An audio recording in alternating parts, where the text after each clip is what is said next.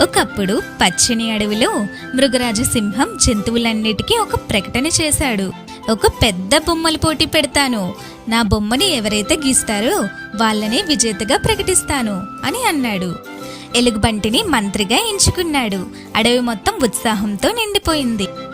నెమలి రంగులు చిందించింది, కోతి చిలిపిగా బొమ్మ గీసింది, ఇంకా చాలా జంతువులు తమ తమ బొమ్మలు చూపించాయి. పోటీ పూర్తయింది. మృగరాజు, ఎలుగుబంటి, మిగతా జంతువులు బొమ్మలు చూడటం మొదలుపెట్టాయి. అందరూ ఊహించారు నెమలికే గెలుపు లేదా కోతికే విజయమని. అప్పుడు ఎలుగుబంటి మృగరాజు చెవిలో నెమ్మదిగా చెప్పాడు. సింహం నవ్వుతూ గర్జించింది, ఈ పోటీలో విజేత కుందేలు. అదేంటి అని అందరూ ఆశ్చర్యపోయారు. ఎలుగుబంటి అడిగింది, మృగరాజా, నెమలి కోతి బాగా గీశారు కదా, మరి కుందేలు ఎలా గెలిచింది?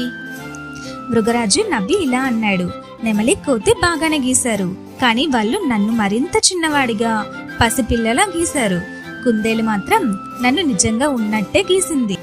అందరూ ఆశ్చర్యంతో కుందేలు వేసిన బొమ్మ చూశారు. చూశాక చిరునవ్వులు చిందించారు.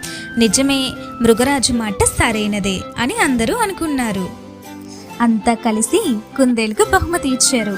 అడవిలో మళ్ళీ మధురమైన సంగీతం మోగింది. ఈ కథ యొక్క సందేశం: సహజత్వమే నిజమైన అందం.